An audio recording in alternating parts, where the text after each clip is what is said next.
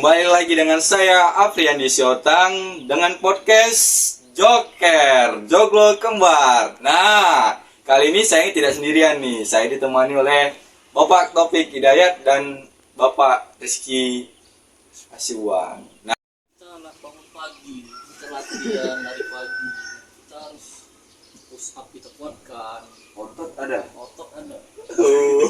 memang kecil dah, tapi Minat pemuda sekarang kan udah banyak nih yang mau ngarah ke bagaimana cara berusaha tani.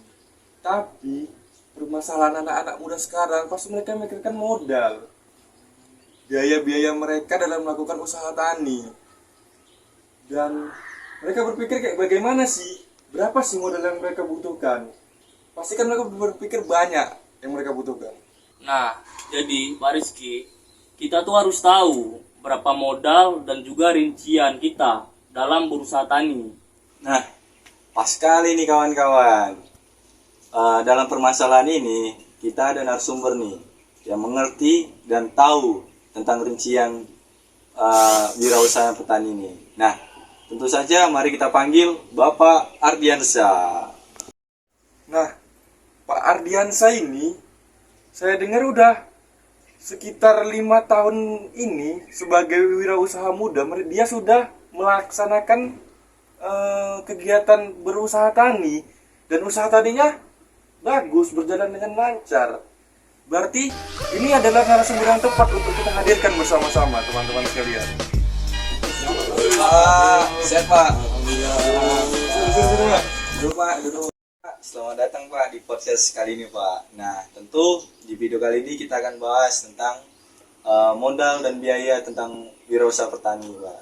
Nah, Bapak kan ini udah 5 tahun nih kan, udah terjun ke dunia pertanian Pak. Nah, sebelum kita bahas lebih lanjut, kami pengen tahu dong Pak, nama Bapak itu siapa, wirausahanya apa, asalnya dari mana gitu Pak. Baik, perkenalkan saya Ardiansyah. Saya petani sudah 5 tahun yang bergerak di bidang usaha pertanian, yaitu tanaman padi. Nah, di dalam usaha Bapak, dalam bidang pertanian, nah, luas lahan yang Bapak handle itu berapa? Dan juga ada nggak pekerja atau orang Bapak untuk memajukan pertanian Bapak? Jadi sekarang ini lahan yang sudah saya kelola itu ada seluas 10 hektar. Nah, untuk bekerja saat ini saya memiliki 3 karyawan tetap dan ada 2 karyawan yang harian. 10 hektar Pak, sekali tuh. Pasti kan kalau 10 hektar tuh kita perlu modal yang banyak kan Pak. Jadi kalau Bapak tuh lah, rincian modal yang Bapak gunakan itu berapa sih dalam mengelola lahan 10 hektar itu? Juga pembagian upah karyawan pasti perlu juga kan? Itu bagaimana cara Bapak menghandle semuanya?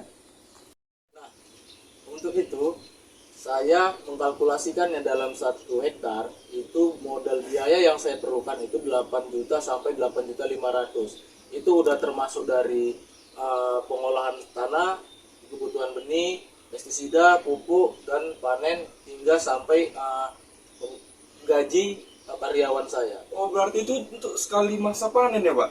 Nah, benar sekali. Itu dalam 1 kali masa panen, modal yang saya butuhkan dalam 1 hektarnya itu 8 juta sampai 8.500.000. Pak Ardi, jadi dengan satuan tadi dengan 1 hektar, Bapak dengan modal 8 juta, berarti kalau kita hitung dengan luas yang Bapak kelola ini kan 10 hektar, berarti tentu 80 juta dong untuk modalnya kan Pak. Nah, bagi kami pemuda ini Pak, kalau dengan modal sekian, aduh, kayak ngambang gitu kan Pak. Dari mana dapat 8 juta? Apalagi lahan aja 1 hektar, udah berapa biaya kan Pak? Apalagi kita butuh dana gitu Pak. Nah, boleh dong Pak ceritakan mulai melangkahnya ke dunia pertanian itu bagaimana gitu Pak sampai sekarang ini. Nah, jadi awal mulanya saya berusaha tani ini saya ada modal tabungan, itu hanya modal sekitar 2 juta rupiah. Nah, di situ saya mengelola dari lahan yang luasnya hanya 5.000 meter persegi. Jadi dengan luas seperti itu saya tabung, lalu saya kembangkan. Nah, dari saya kembangkan itu, itu butuh proses yang sangat panjang sehingga saya bisa di posisi yang sekarang ini. 5.000 itu meter persegi berarti setengah hektar dong Pak. Ya, kurang lebih seperti itu, Pak. Berapa tahun? 5 tahun tadi Pak ya? Ya. Sampai akhirnya bisa seperti sekarang ini ya Pak ya. Ya, itu butuh proses 5 tahun untuk bisa sampai sekarang ini. Perjalanan yang panjang ternyata, nggak tiba-tiba dia punya langsung hektar Iya. dari orang tuanya gitu kan. Itu ada dari mana Pak? Wah, kalau itu tidak ada, cuman dari bantuan, dukungan, doa dari orang tua. Wah, itu sangat motivasi sekali. Biasa orang kan orang tuanya petani, ngajuin petani dan lahan orang tuanya gitu Pak. Kalau Bapak emang berintis sendiri ya Pak. Ya, benar sekali karena memang doa orang tua ini melebihi doanya orang dalam. Seperti itu ya kan. Dukungan orang tua, doa aja Pak ya. Ya, doa, dukungan seperti itulah yang diharapkan dari orang tua ini. Orang tua pasti menginginkan anaknya sukses gitu kan. Jadi orang tua ini selalu mendoakan anaknya untuk bisa sukses di bidang apapun itu. Oh iya Pak, nggak boleh tahu apa tamatan apa Pak? Wah, kalau saya tamatan SMK dari pertanian. Memang basicnya Pak Amreldi sudah ada. Oh berarti dari SMK udah belajar bertani? Ya, benar. Dari lahir saya juga udah bertani sih sebenarnya kan. Karena memang orang tua saya juga petani ya kan. Berarti pengalaman bertanya dari lahir. Dari keluar lahir. Nah Pak Pardi, tentunya kan dalam usaha Bapak yang bergerak di bidang pertanian itu kan ada problem dan kendala atau permasalahan yang dihadapi. Nah, kalau boleh tahu, kami kan pemuda ini kan tentu dalam berwirausaha itu kan tidak luput dari masalah. Nah, coba Bapak ceritakanlah masalah Bapak dalam bergerak di bidang pertanian ini. Nah, jadi permasalahan ini biasanya bagi pemula ini yang pertama itu adalah kurang pahamnya tentang hama penyakit. Yang saat ini yang kita alami ini memang kan pada saat musim kemarau, musim hujan. Nah, itu banyak sekali orang yang nggak tahu tentang hama penyakit apa yang menyerang pada saat musim hujan, musim kemarau seperti itu. Apalagi hama yang sangat meresahkan itu adalah hama tikus. Seperti itu. Jadi ketika tanaman itu dimakan oleh hama tikus, maka petani akan gagal panen. Jadi permasalahan saat ini yang paling dominan kali adalah tentang serangan hama. Jadi Pak Ardi, selain hama ini ada nggak sih permasalahan di harga? Apalagi harga gabah ini kan nggak terlalu terus-menerus stabil gitu Pak. Itu bagaimana Pak?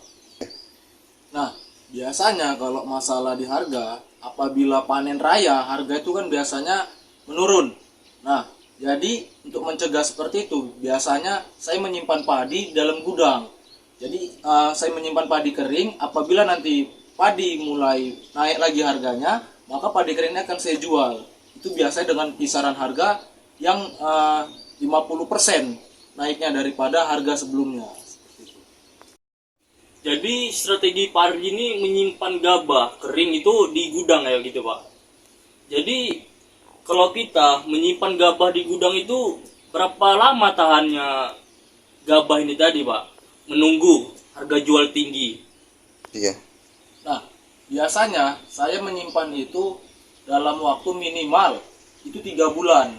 Karena biasanya setelah panen raya itu kan stok dalam kilang itu udah mulai berkurang. Jadi setelah 3 bulan itu padi akan saya jual ke kilang. Jadi dengan harga yang lumayan sangat tinggi. Berarti strateginya dengan menyimpan ya Pak. Nah, kita tahu kalau padi itu masa panennya 1 tahun berapa kali Pak? 2 kali. 2 kali dalam 1 tahun. Nah, dalam 10 hektar berarti berapa itu Pak? Dalam 1 hektar aja lah Pak. 1 hektar itu padi itu dapat menghasilkan berapa ton gabah Pak? Iya. Nah, biasanya dalam 1 hektar itu bisa menghasilkan 8 sampai 9 ton per hektarnya. Namun biasanya nggak semuanya saya simpan. Ada yang sebagian saya jual untuk memutar modal tersebut gitu. Jadi keuntungannya tadi ini yang saya simpan. Jadi ketika harga mahal itulah yang akan saya jual. Berarti Pak, strategi Bapak kan seperti itu tadi. Jadi kalau dihitung gabah padi ini dijual per kilonya berapa sih Pak? Biasanya untuk gabah padi basah itu dengan harga jual 6.000 per kilonya. Jadi dalam 6.000 per kilo dikalikan 8 ton tersebut hasilnya 48 juta. Itu laba kotornya. Wah, begitu luar biasa Pak, sampai 48 juta. Nah, dengan modal per hektarnya itu sekitar 8 juta Pak. Berarti 48 dikurang 8, 40 juta dapat bersihnya Pak. Wah, ini sangat luar biasa ini. Tentu kawan-kawan kan, untuk seorang petani padi begitu ngeri penghasilannya dibilang. Cukup, wah, keren Pak. Begitu Pak. Tapi masih banyak Pak pemuda ini yang sangat kurang lah dibilang kan. Petani ini kotor, petani miskin. Tapi tidak dengan buktinya Bapak gitu kan. Bapak bisa menghasilkan 40 juta per hektar Dalam sekali masa panen. dalam sekali masa panen. Kali 10 hektar berarti 400 juta. Wah, keren. 400 juta, guys. Wow. Oke, Kaya, kaya. dengan hasil usaha tani Bapak yang Bapak kelola seluas 10 hektar dengan keuntungan kotor ya Pak ya 400 juta dalam sekali panen. Nah, bisa nggak Bapak berikan kami sedikit motivasi atau masukan-masukan agar kami mau berusaha tani untuk seperti Bapak inilah sebagai kami kaum yang tidak mengenal petani gitu Pak. Pesan buat saya untuk anak muda zaman sekarang, jangan takut kotor, jangan takut dengan yang namanya kegagalan. Ingat, kegagalan itu hanya sementara. Kesuksesan itu sifatnya hanya selamanya. Itu dia teman-teman.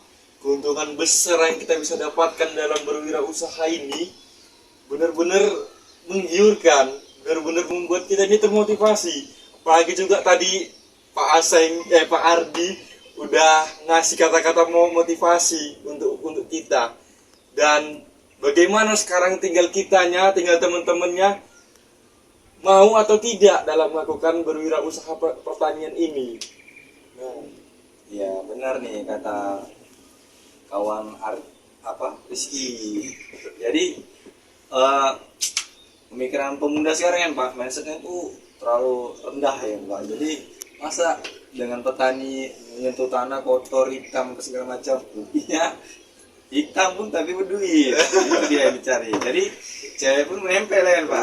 Bapak udah nikah belum? waduh, Belum. Wah, Tadi jadi udah keren. nanti yang mau antri letak aja di komen ya. WA nanti di bawah. kami akan cantumkan Instagram, WA, Facebook Bapak ini. Jadi di bawah ini ya, nanti bakal kami apain dan ikuti terus kegiatan podcast Joker ini kali ini bersama Bapak Ardi. Kita akhiri dengan kita ucapkan Assalamualaikum Warahmatullahi wabarakatuh.